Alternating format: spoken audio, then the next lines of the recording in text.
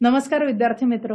या तासामध्ये आपण भागीदारीचे विसर्जन हे प्रकरण सुरू करणार आहोत. पहिल्यांदा याचा आपण थेरी पार्ट बघणार आहोत, नंतर प्रॉब्लेम्स बघणार आहोत. हा जो टॉपिक आहे हा परीक्षेच्या दृष्टीने अत्यंत महत्त्वाचा आहे. आता तुमच्या बोर्डाच्या पेपरमध्ये हा प्रश्न क्रमांक 3 असणार आहे.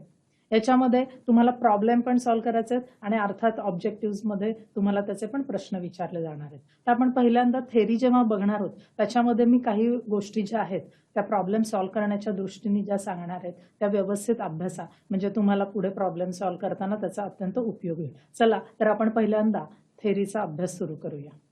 हा आपला टॉपिक जो आहे हा 6व्या क्रमांकाचा आहे. इंग्लिशमध्ये याला डिझोल्युशन ऑफ पार्टनरशिप फर्म म्हणतात, म्हणजेच भागीदारीचे विसर्जन. आता तुम्ही ह्याच्या अगोदर काय बघितलंय तर पार्टनरशिप फर्म, पार्टनरशिप याच्याबद्दल तुम्ही अभ्यास केलेला आहे, बरोबर आहे. 2 किंवा 3 व्यक्ती म्हणजे 2पेक्षा जास्त व्यक्ती जेव्हा एकत्र येतात आणि काही ट्रान्झॅक्शन्स करतात त्यांच्यामध्ये एक प्रकारचं नातं तयार होतं, याला आपण पार्टनरशिप असं म्हणतो. जेव्हा हे सगळे पार्टनर्स एकत्र येऊन काही ट्रान्झॅक्शन्स जेव्हा केली जातात ती पार्टनरशिप फर्म असते.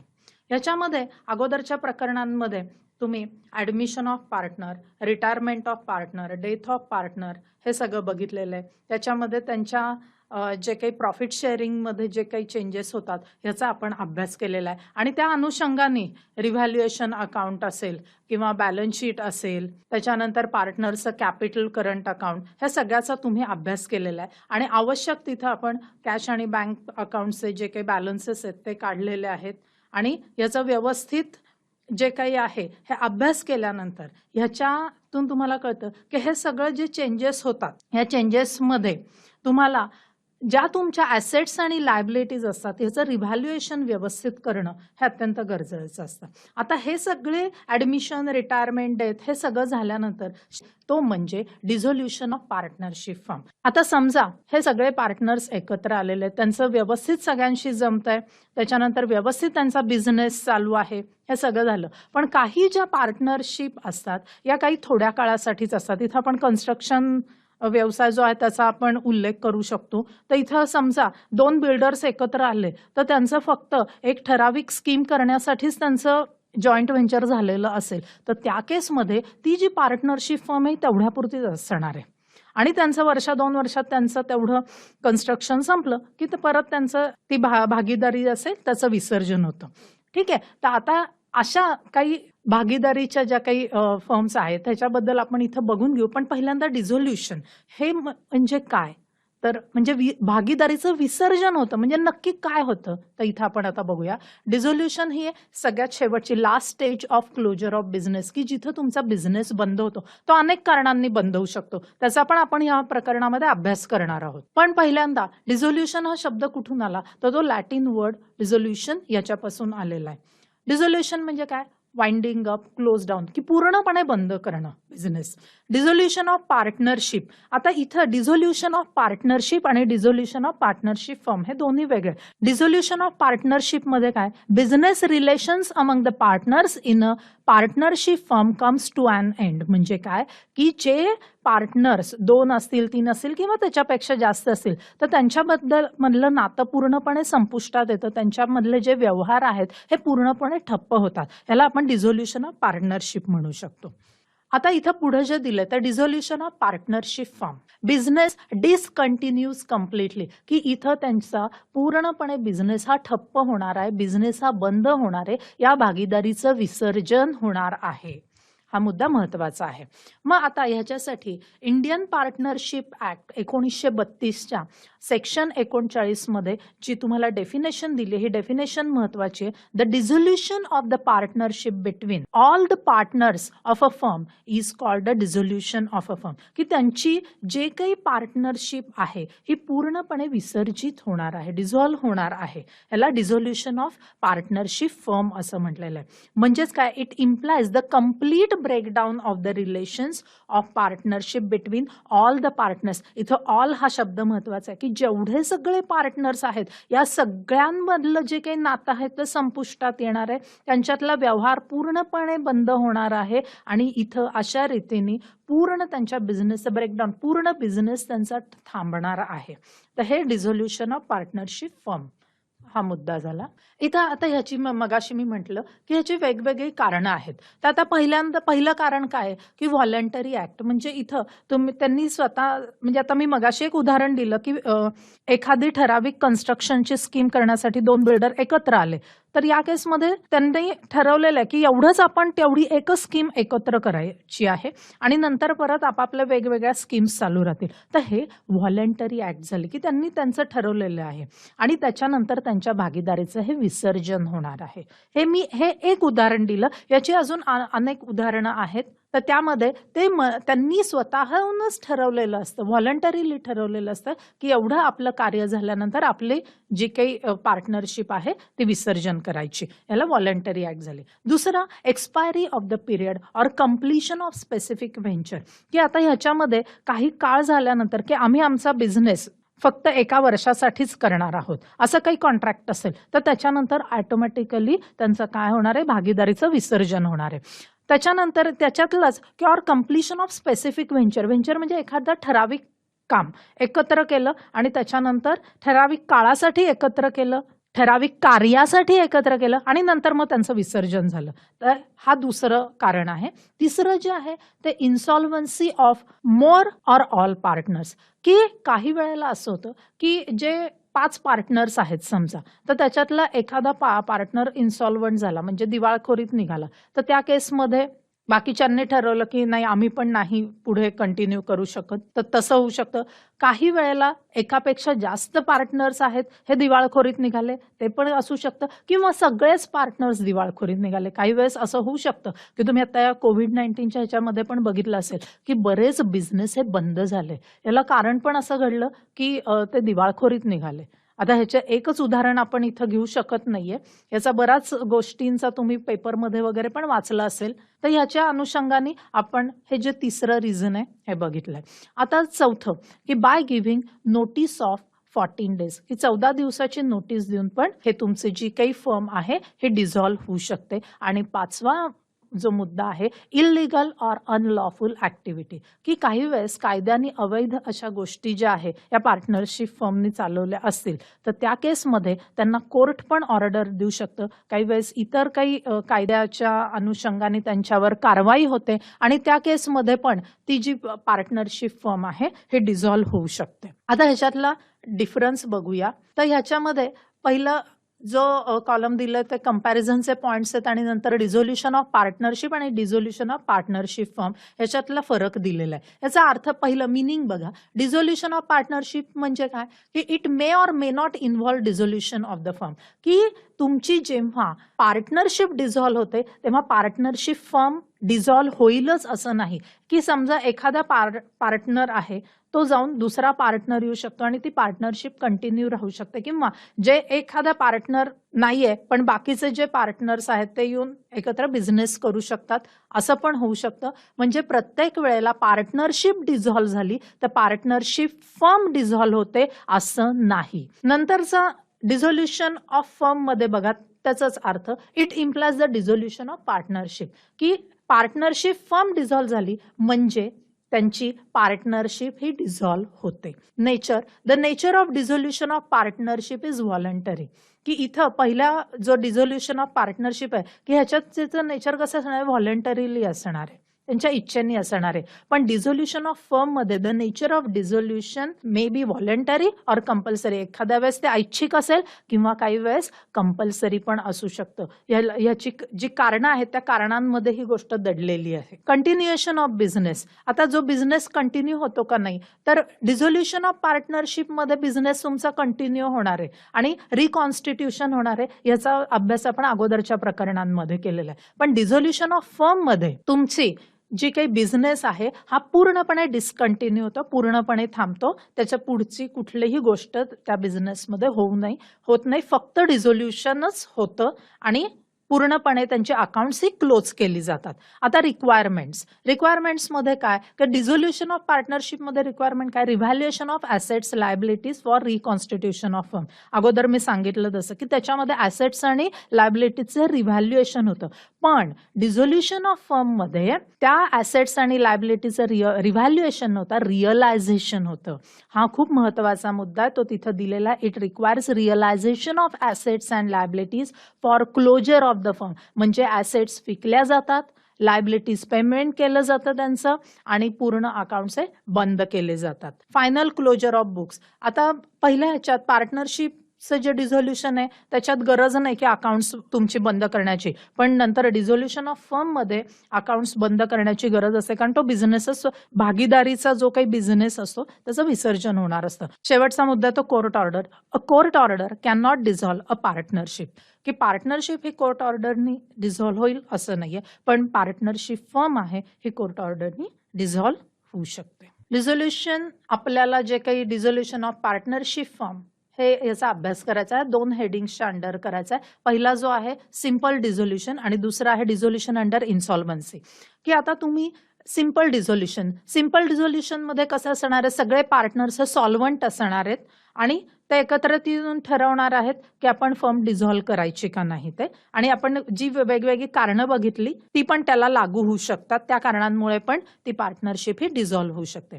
पण डिझोल्युशन अंडर इन्सॉल्वन्सी ह्याच्यात एक पार्टनर, 2 पार्टनर किंवा सगळे पार्टनर जेव्हा दिवाळखोरीत निघतात, तर त्या अशा केसमध्ये जे आहे त्याचा अभ्यास हा वेगळ्या पद्धतीने केला जातो. हा आपण अभ्यासणार आहोत डिझोल्युशन अंडर इन्सॉल्वन्सीमध्ये. आता सिंपल डिझोल्युशनच्या स्टेजेस दिलेल्या आहेत. ट्रान्सफर स्टेज, रिअलायझेशन किंवा डिस्पोजल स्टेज, आणि तिसरं जे आहे ते डिस्ट्रीब्युशन स्टेज. या सर्वसाधारणपणे या स्टेजेस प्रमाणे याचा फ्लो असतो. आणि या ट्रान्सफर स्टेजमध्ये काय होणार आहे, तर ॲसेट्स आणि लायबिलिटीज आहेत या रिअलायझेशन अकाउंटला ट्रान्सफर होतात, आणि त्या बुक व्हॅल्यू म्हणजे तुम्हाला जी बॅलन्स शीट दिलेली असते तुमच्या प्रॉब्लेममध्ये, त्या बॅलन्स शीटमध्ये ज्या काही किंमत त्याची नमूद केलेली आहे ती किंमत म्हणजे ती बुक व्हॅल्यू म्हणतात. अशा त्या बुक व्हॅल्यूने त्या रिअलायझेशनला ट्रान्सफर करायचा, ही ट्रान्सफर स्टेज आहे.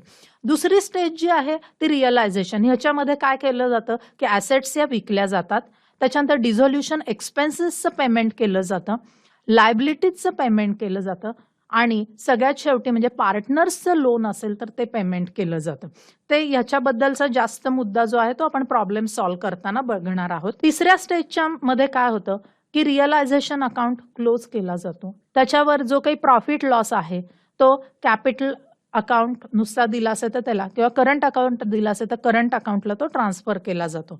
त्याच्यानंतर कॅपिटल, करंट अकाउंट हे बंद केले जातात, आणि मग शेवटी फायनल त्याची सेटलमेंट होते. असं या 3 स्टेजेस प्रमाणे ह्या गोष्टी इथं आपण बघितल्या. आता ह्याचा जो फ्लो आहे प्रॉब्लेमचा हा आपण बघितला, पण ह्याच्यात अकाउंट्स कुठले लागतात हे महत्वाचं आहे. तर हे अकाउंट्स जे आहेत ते रिअलायझेशन अकाउंट आहे, कॅपिटल अकाउंट आहे, किंवा करंट अकाउंट असेल तर करंट आणि कॅपिटल हे दोन्ही येणार, आणि कॅश आणि बँक अकाउंट, कॅश और बँक अकाउंट. याच्यात अजून एक अकाउंट आपण बघितलं ते partners loan account. Partners loan account दिलं असेल तर आपल्याला ते सेपरेट ओपन करावं लागतं, आणि त्याचं जे काही ते पेमेंट दाखवावं लागतं, त्याचा दुसरा इफेक्ट हा कॅश बँक अकाउंटला जातो. आता इथं सिंपल डिझोल्युशन अकाउंट कुठले कुठले ओपन केले जातात हे बघितलं आपण. रिअलायझेशन अकाउंट अकाउंटला आपल्याला पहिल्यांदा ॲसेट्स लायबिलिटीज ट्रान्सफर करायच्या, त्याच्यानंतर ज्या ॲसेट्स विकल्या, कन्व्हर्टिंग ॲसेट्स इनटू कॅश, की ज्या काही व्हॅल्यूज रिअलाइज झाल्या त्याचं नमूद करायचं आहे, आणि त्याचं प्रॉफिट लॉस जे काही त्या रिअलायझेशन अकाउंटवर आहे तो कॅल्क्युलेट करायचा आहे. दुसरा जो आहे तो पार्टनर्स कॅपिटल अकाउंट, की या तुम्हाला जे काही बॅलन्सेस दिलेले असणार आहेत ते बॅलन्सेस पहिल्यांदा नमूद करायचे, आणि त्याच्यानंतर तुमची जी काही शेवट येणारी अमाऊंट ड्यू किंवा ड्यू टू और ड्यू फ्रॉम हा जो मुद्दा आहे हा इथं आपल्याला कळतो. ते त्याचं कॅपिटल अकाउंट क्लोज झाल्यानंतर. नंतरचा जो आहे तो current account. Fixed capital method असेल तर तुम्हाला करंट अकाउंट ओपन करावं लागतं. बॅलन्सेस दिलेले असतात ते लिहायचे पहिल्यांदा. Balances, debit balance, credit balance जो दिला असेल त्याप्रमाणे लिहायचं, आणि त्याच्यानंतर त्याचा जो काही बॅलन्स येणार आहे शेवट अकाउंट तुम्ही जेव्हा क्लोज करता करंट अकाउंट तर त्याचा जो काही बॅलन्स येईल तो तुम्हाला पार्टनरच्या कॅपिटल अकाउंटला ट्रान्सफर करावा लागतो. त्याच्यानंतर पार्टनरचा लोन अकाउंट आपण जे बघितलं, हा एक तर आपल्याला सेपरेट अकाउंट काढावा लागणार आहे आणि याचं कुठंही रिअलायझेशन अकाउंटला हा ट्रान्सफर करायचा नाहीये आणि ह्याचं जे काही आहे ते सेपरेट पेमेंट दाखवायचं आहे. आणि शेवटचा अकाउंट जो कॅश आणि बँक अकाउंट, तर कॅश बँक अकाउंटमध्ये आपल्याला काय की कॅश बॅलन्स दिला असेल तर आपण हेडिंग कॅश लिहिणार आहोत, बँक बॅलन्स दिला असेल तर बँक अकाउंट लिहिणार आहोत आणि ह्याच्या जी फायनल सेटलमेंट आहे ती या तुम्हाला कॅपिटल अकाउंटवरच्या बॅलन्सवरून जे तुमचे बॅलन्सेस आहेत ते ट्रान्सफर होईल आणि ती फायनल सेटलमेंट कळेल. इथे रिअलायझेशन अकाउंट बद्दल आता आपण बघणार आहोत. रिअलायझेशन म्हणजे काय? Process of converting assets into cash. त्या फर्मकडे ज्या काही ॲसेट्स असणार आहेत त्या ॲसेट्स ते विकणार आहेत आणि त्या विकून त्यांना पैसे येणार आहेत. ही जी प्रोसेस आहे ही रिअलायझेशन प्रोसेस आहे. त्याच्यानंतर it shows gain means profit or loss on realisation and therefore it is a nominal account. सगळ्यात महत्वाचा मुद्दा हा कसा अकाउंट आहे? हा नॉमिनल अकाउंट आहे आणि त्याच्यावर त्या रिअलायझेशन अकाउंट जेव्हा क्लोज करणार आहे तेव्हा त्याला प्रॉफिट किंवा लॉस आहे कळणार आहे. आता इथं रिअलायझेशन अकाउंट आपल्याला तयार करताना इथं तिसरा मुद्दा बघा, while preparing realisation account all assets and all third party liabilities are transferred. इथं थर्ड पार्टी लायबिलिटी हा अत्यंत महत्वाचा मुद्दा आहे. थर्ड पार्टी लायबिलिटी म्हणजे काय की तुमचे जे बाहेरचे देणीदार आहेत म्हणजे इथं क्रेडिटर्स असतील, बिल्स पेएबल असेल, बँक लोन असेल, त्या सगळ्या तुमच्या थर्ड पार्टी लायबिलिटीज आहेत आणि ह्या तुम्हाला रिअलायझेशन अकाउंटला ट्रान्सफर करायचं आहे. समजा पार्टनरचं लोन असेल तर पार्टनर्स लोन ही थर्ड पार्टी लायबिलिटी नाही, त्यामुळे ती ट्रान्सफर करता येणार नाहीत आणि म्हणून त्याच्यासाठी आपण अगोदर बघितलं की त्याच्यासाठी सेपरेट अकाउंट आपल्याला काढावा लागणार आहे. आता चौथा मुद्दा बघा, assets realised are credited and liabilities settled are debited. याच्यामध्ये काय की तुम्हाला जे ॲसेट्स विकून पैसे येणार आहेत त्याचं क्रेडिटला पोस्टिंग होईल आणि लायबिलिटीजचं जे काही तुम्ही सेटलमेंट करणार आहात म्हणजेच पेमेंट करणार आहात त्याचं डेबिटला पोस्टिंग होणार आहे. हा अकाउंट क्लोज केल्यानंतर ह्याच्यावर तुम्हाला जे काही प्रॉफिट लॉस मिळणार आहे ते त्या पार्टनरच्या कॅपिटल किंवा करंट अकाउंटला ट्रान्सफर करावे लागणार आहेत आणि त्याच्यासाठी रेशो अर्थातच प्रॉफिट अँड लॉस रेशो वापरायचा आहे. आणि debit balance of realisation account is loss and credit balance is profit. हे सगळे जे मुद्दे आहेत हे म्हणजे जे मी बोल्डमध्ये दिलेले आहेत तर हे सगळे ऑब्जेक्टिव्हच्या दृष्टीने महत्वाचे आहेत. तुमच्या पुस्तकामध्ये पण हे मार्क करून घ्या. आता हा शेवटचाच मुद्दा बघितला की debit balance of realisation account is loss, हा ह्याच्यावर प्रश्न अनेकदा विचारलेला आहे, किंवा credit balance of realisation account is profit, कुठलाही असेल तर हे सगळे मुद्दे मी जे दिलेले आहेत बोल्डमध्ये हे मार्क करून घ्या. परीक्षेच्या दृष्टीने हे खूप महत्वाचे आहेत. याचा प्रोफॉर्मा बघूया आपण. इथं तुमच्या पुस्तकामध्ये पण तो प्रोफॉर्मा दिलेला आहे की पहिल्यांदा बघा डेबिट साईडला सगळ्या ॲसेट्स ट्रान्सफर केलेल्या आहेत आणि काय करायचं नाहीये हे त्यांनी दिलेलं आहे. समजा कॅश बँक बॅलन्स असेल किंवा अॅक्युम्युलेटेड लॉस असेल, फिक्टिशियस ॲसेट्स असतील त्या इथं ट्रान्सफर करायच्या नाहीयेत. बाकीच्या तुमच्या ज्या काही फिक्स्ड ॲसेट्स वगैरे असणार आहेत त्या सगळ्या ट्रान्सफर होणार आहेत. त्याच्यानंतर आहे प्रोव्हिजन ऑन एनी लायबिलिटी, म्हणजे इथं तुमचा क्रेडिटर्सवरचा डिस्काउंट वगैरे असेल तर तो तुम्हाला सेपरेटली नमूद करायचा आहे. त्याच्यानंतर आहे डेबिट साईडलाच बघा तुम्ही discharge of sundry liabilities, effect दिला realisation account debit to cash or bank. इथं तुम्हाला जे काही तुम्ही लायबिलिटीजचं पेमेंट करणार आहे ते लिहायचं आहे. त्याच्यानंतर आहे अनरेकॉर्डेड लायबिलिटीज. काही लायबिलिटीज ज्या असतात की त्या तुम्हाला बॅलन्स शीटमध्ये दिलेल्या नाहीत त्यांना आपण अनरेकॉर्डेड लायबिलिटीज म्हणतो आणि अशा लायबिलिटीजचं पेमेंट दाखवायचं असेल तर तुम्हाला एंट्री तशीच होणार आहे, पोस्टिंग तेच होणार आहे, फक्त त्याच्यात सेपरेटली तुम्हाला तसा मुद्दा नमूद करावा लागेल की पेमेंट ऑफ अनरेकॉर्डेड लायबिलिटी. आणि हे तुम्ही अशा या प्रोफॉर्मामध्ये प्रमाणे समजा तुम्ही प्रॉब्लेम सॉल्व्ह केला तर तुम्हाला ते व्यवस्थित कळेल. नंतर आहे परत टू कॅश ऑर बँक अकाउंटच आहे, हे पेमेंट आहे हे रिअलायझेशन एक्सपेन्सेसचं आहे. आणि खाली जो आहे शेवटचा मुद्दा की समजा तुम्हाला प्रॉफिट असेल किंवा लॉस असेल तर हे तुम्हाला बॅलन्सिंग मधून कळणार आहे आणि हे तुम्हाला जे काही आहे हे त्याच्या कॅपिटल आणि करंट अकाउंटला ट्रान्सफर करायचं. समजा प्रॉफिट असेल तर तुम्हाला बॅलन्सिंग फिगर इथं मिळेल. त्याच्यावरती अजून एक मुद्दा जो सांगायचा राहिला की लायबिलिटी समजा पार्टनरनी घेतली तर त्याची एंट्री होते realisation account debit to partners capital or current account. तर ही व्यवस्थित हा पॉइंट बघून घ्या. इथं तुम्हाला पेमेंट नाही करायचं तर त्या पार्टनरनी ती लायबिलिटी घेतलेली आहे, म्हणजे त्याचं तो जे काय असेल तर त्याचं पेमेंट वगैरे किंवा इतर गोष्टी तो बघणार आहे. त्यामुळे ही एंट्री किंवा हे पोस्टिंग हे महत्वाचं आहे. आता क्रेडिट साईड बघा, इथं तुम्हाला सगळ्या थर्ड पार्टी लायबिलिटीजचं पोस्टिंग करायचं आहे. ते इथं दिलेलं आहे. याच्यामध्ये येतील बिल्स पेएबल येतील, क्रेडिटर्स येतील, बँक लोन वगैरे येईल. त्याच्यानंतर आहे समजा आरडीडी वगैरे तुम्हाला दिलेलं असेल तर by provision on any asset हे तुम्हाला तिथं नमूद करून त्याच्या अंडर हा मुद्दा लिहावा लागेल. त्याच्यानंतर रिअलायझेशन ऑफ ॲसेट्स. आता तुम्हाला ॲसेट्स विकून तुम्हाला कॅश बॅलन्स किंवा काय बँक बॅलन्स तुमचा वाढणार असेल किंवा तसा मिळाला तर तुम्हाला by cash or bank account हे तुम्हाला हे पोस्टिंग करावं लागणार आहे. त्याच्यानंतर आहे परत by cash or bank account. याच्यामध्ये तुम्हाला अनरेकॉर्डेड ॲसेट्स ज्या आहेत त्या विकून काही पैसे मिळाले तर त्याचं पोस्टिंग येणार आहे. त्याच्या खालचा जो मुद्दा आहे की समजा ॲसेट्स पार्टनरनी घेतल्या, मग इथं रेकॉर्डेड असेल किंवा अनरेकॉर्डेड असेल तर इथं bye partners capital or current account हे पोस्टिंग येणार आहे. आणि शेवटी लॉस असेल तर bye partners capital or current account. आता इथं आपण ज्या स्टेजेस बघितल्या त्याप्रमाणे त्याच्या जर्नल एंट्रीज कशा होतात हे बघू. पहिली आहे ट्रान्सफर स्टेज. इथं तुम्हाला रिअलायझेशनला सगळ्या ॲसेट्स ट्रान्सफर करायच्या आहेत म्हणून एंट्री आहे realisation account debit to assets आणि इथं सगळ्या बुक व्हॅल्यूज येणार आहेत. आणि त्याच्यानंतर आहे लायबिलिटीज सगळ्या ट्रान्सफर करायच्या आहेत. सगळ्या लायबिलिटी इथं थर्ड पार्टी लायबिलिटीज तुम्हाला दिलेल्या आहेत. हे डिटेलमध्ये कळू शकेल. हे तुमच्या पुस्तकात पण आहे. Sundry creditors, bills payable, bank overdraft, bank loan असेल किंवा आउटसाइडर्सचं लोन असेल, म्हणजे अदर दॅन पार्टनर म्हणजे पार्टनर्स लोन नाही, हा महत्वाचा मुद्दा आहे. आउटसाइडर्स लोन म्हटलेलं आहे. आउटस्टँडिंग एक्सपेन्स हे जे असतील हे सगळे तुम्हाला रिअलायझेशनला या सगळ्याला डेबिट येईल आणि टू रिअलायझेशन अकाउंट. आणि नॅरेशन व्यवस्थित लिहायचं आहे की ह्याच्यात तुम्हाला हे ज्या काही लायबिलिटीज आहेत या तुम्ही ट्रान्सफर करता रिअलायझेशन अकाउंटला. आता पुढची जी स्टेज आहे ती रिअलायझेशन किंवा डिस्पोजल स्टेज आपण म्हणतो. आता ह्याच्यामध्ये ॲसेट्स विकल्या तर एंट्री काय होणार आहे cash or bank account debit to realisation. इथं कुठली किंमत कन्सिडर करायची तर selling price. If the assets are taken over by any partner की ती ॲसेट पार्टनरनी घेतली तर एंट्री काय होणार आहे partners capital or current account debit to realisation. आणि इथं जी काही ॲग्रीड व्हॅल्यू असणार आहे ती तुम्हाला घ्यायची. त्याच्यानंतर आहे पेमेंट ऑफ लायबिलिटीज.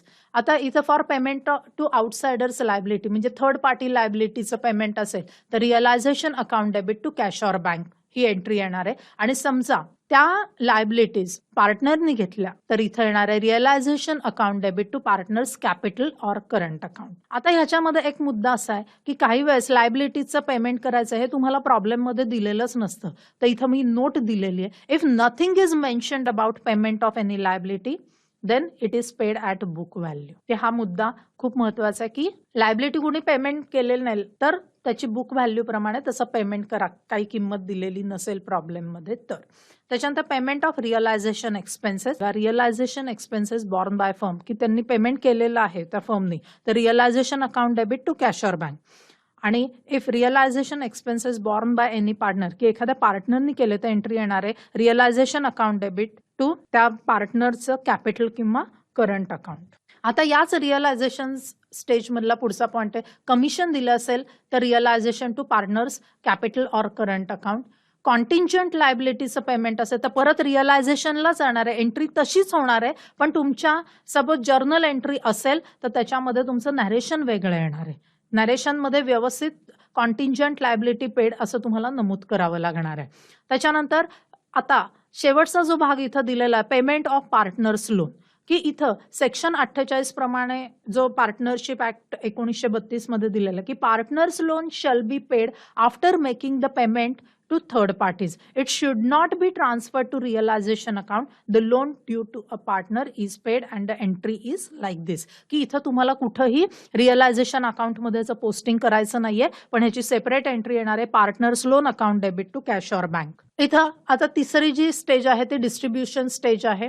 क्लोजिंग तुम्हाला करायचं रिअलायझेशन अकाउंटचं. त्याच्यावरचा जो प्रॉफिट लॉस आहे तो तुम्हाला प्रॉफिट शेअरिंग रेशोमध्ये ट्रान्सफर करायचा आहे आणि त्याच्यानंतर कॅपिटल अकाउंटचं क्लोजिंग करायचंय आणि त्याचा जो इफेक्ट आहे तो बँक अकाउंटला जाणार आहे. आता डिस्ट्रीब्युशन स्टेज मधला पुढचा हा जो पार्ट आहे की ट्रीटमेंट ऑफ अनरेकॉर्डेड ॲसेट्स लायबिलिटीज, याच्यामध्ये पण अनरेकॉर्डेड ॲसेट असेल की ती विकून पैसे आले तर एंट्री तशीच होणार आहे, cash or bank to realisation.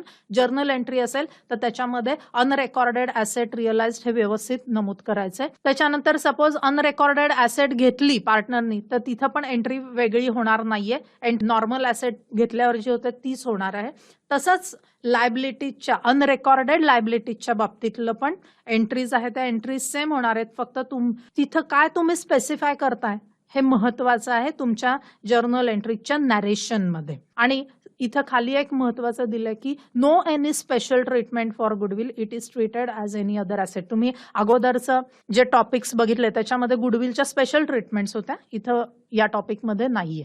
आता डिझोल्युशन अंडर इन्सॉल्वन्सी, याच्यामध्ये दोन भाग येतात की एक किंवा दोन पार्टनर इन्सॉल्वंट झाले आणि सगळेच पार्टनर इन्सॉल्वंट झाले. आता ह्याच्यामध्ये की इन्सॉल्वन्सी जेव्हा तुम्ही म्हणता तर तुमच्या पुस्तकामध्ये दिलेलं आहे की सॉल्वंट पार्टनर आणि इन्सॉल्वंट पार्टनर ही थेरी आहे, ही तुमची 11वी मध्ये पण झालेली आहे, पण मुद्दाम मी इथं ती कव्हर करतेय की तुम्हाला त्याचा अर्थ व्यवस्थित समजला पाहिजे आणि तो लक्षात आला पाहिजे. समजा ह्याचा ऑब्जेक्टिव्ह मध्ये काही प्रश्न आला तर इन्सॉल्वन्सी म्हणजे काय आहे, तर आता इथं लिगल टर्मिनॉलॉजी प्रमाणे the liabilities of a person or firm exceeds is assets, की तुमच्या ज्या काही लायबिलिटीज आहेत या ॲसेट्स पेक्षा जास्त आहेत, तर त्या केसमध्ये तुम्ही त्या लायबिलिटीचं पेमेंट करू शकत नाही, म्हणजे तो दिवाळखोरीत माणूस निघू शकतो. Can not raise enough cash to meet his obligations, हा महत्वाचा मुद्दा आहे. आणि मग त्या केसमध्ये तो मनुष्य किंवा ती फर्म असेल तर ही दिवाळखोरीत निघाली असं म्हणू शकतं. या केसमध्ये एक किंवा दोन पार्टनर हे इन्सॉल्वंट असू शकतात. म्हणजे काय,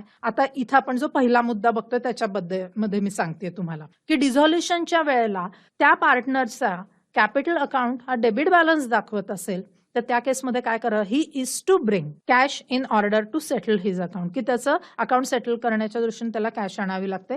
आणि तो आणू शकत नसेल तर ती कॅश जी आहे, जी इरिकव्हरेबल पोर्शन जो आहे तो बाकीच्या पार्टनर्सनी वाटून घेऊन तो त्यांच्या अकाउंटला ट्रान्सफर करावा लागतो. इथं कॅपिटल डेफिशियन्सी म्हणजे काय दिलेलं आहे, कॅपिटल डेफिशियन्सी म्हणजे one or more partner has a debit balance in his capital account at the point of final cash distribution. आणि याप्रमाणे त्यांनी इथं 1932 पार्टनरशिप ऍक्ट जो आहे त्याच्यामध्ये दिलेलं की पार्टनरशिप लायबिलिटी ही अनलिमिटेड असते, तर त्यानुसार त्याचं तुम्हाला म्हणजे हे थेरी पार्ट व्यवस्थित माहिती पाहिजे. आणि समजा तो त्याची डेफिशियन्सी देऊ शकत नसेल तर ती सॉल्वंट पार्टनर्सनी बॉर्न करायची असते. अकाउंटिंग प्रोसिजर पण इथं दिलेली आहे आणि आपण प्रॉब्लेममध्ये ती जास्त डिटेलमध्ये बघणार आहोत. समजा फ्लक्च्युएटिंग कॅपिटल मेथड असेल तर तिथं करंट अकाउंट नाही येणार आहे, ह्याचं जे काही आहे ते तुम्हाला कॅपिटल अकाउंटलाच करावं लागणार आहे. आणि deficiency of insolvent partners capital account is transfer to solvent partners capital account in profit sharing ratio. हा मुद्दा खूप महत्वाचा आहे, याला पुस्तकामध्ये पण तुम्ही मार्क करून ठेवा. प्रॉब्लेम सॉल्व्ह करताना डिटेलमध्येच मी एक्सप्लेनेशन देईन. आता ह्याच्यात फिक्स्ड कॅपिटल मेथड जी आहे याच्यामध्ये तुमचं करंट अकाउंट असणार आहे. करंट अकाउंटला पहिले सगळे इफेक्ट जातील आणि मग कॅपिटल अकाउंटला जाणार आहेत. सगळे पार्टनर जेव्हा तुमचे इन्सॉल्वंट असणार आहेत तर त्या केसमध्ये तुम्हाला कुठल्याही थर्ड पार्टी लायबिलिटी ज्या आहेत त्याचं पोस्टिंग करायचं नाहीये रिअलायझेशनला. हा महत्वाचा मुद्दा आहे, याचे तुम्हाला सेक्रेट अकाउंट काढावे लागणार आहेत. हे आपण प्रॉब्लेम सॉल्व्ह करताना बघणारच आहोत. आणि जी कॅश अवेलेबल असेल त्याप्रमाणे थर्ड पार्टी लायबिलिटी ज्या आहेत त्याचं लायबिलिटी रेशोमध्ये पेमेंट होणार आहे. आणि मग बाकीची समजा अजून कॅश राहिली असेल तर ती पार्टनर्सना दिली जाईल, नसेल तर ती डेफिशियन्सी अकाउंटला जाणार आहे. आणि इथं अशा रीतीने तुमचे जे काही पूर्ण अकाउंट्स आहेत ते बंद होतील. इथं डिझोल्युशन जे आहे ऑल पार्टनर्स इन्सॉल्वन्सी याचा फ्लो घेतलेला आहे. Realisation account, capital account, cash account हे येणारच आहेत. आणि त्याच्या व्यतिरिक्त थर्ड पार्टी लायबिलिटी ज्या आहेत त्याचं सेपरेट अकाउंट आणि डेफिशियन्सी अकाउंट. कॅपिटलमध्ये जी डेफिशियन्सी असेल तर तो डेबिट बॅलन्स जो आहे कॅपिटलचा तो डेफिशियन्सी अकाउंटला जाईल. आणि कॅश अँड बँक समजा इथं व्यवस्थित सफिशियंट कॅश नाही राहिलेली, की समजा क्रेडिटर्सचं पेमेंट अर्धवटच झालं पण बाकीचे पेमेंट करायचं राहिलं तर ते पण डेफिशियन्सी अकाउंटला जाईल. तर विद्यार्थी मित्र, आजच्या तासिकेमध्ये आपण बघितलं की डिझोल्युशन ऑफ पार्टनरशिप फर्म म्हणजे काय, त्याचं मीनिंग, डेफिनेशन्स आणि अकाउंटिंग ट्रीटमेंट्स कशा करायच्या, वेगवेगळे अकाउंट्स आपल्याला कुठले लागणार आहेत त्याच्यात. त्याच्यानंतर त्याचे टाईप आहे, सिम्पल डिझोल्युशन, डिझोल्युशन अंडर इन्सॉल्व्हन्सी, ह्याच्याबद्दल पण आपण जे काही पीपीटी प्रेझेंटेशन होतं त्याच्या स्लाइड्स थ्रू आपण अभ्यासले आहेत. तर पुढच्या तासामध्ये आपण ह्याच्या अगदी बेसिक जे प्रॉब्लेम्स आहेत ते कसे सॉल्व्ह करायचे आणि कुठल्या पायऱ्या वापरायच्या, पायऱ्या म्हणजे स्टेप्स, त्या स्टेप्सनुसार आपण प्रॉब्लेम सॉल्व्ह करणार आहोत. तर पुढच्या भागामध्ये त्याच्या प्रॉब्लेमचा आपण अभ्यास करूया. धन्यवाद.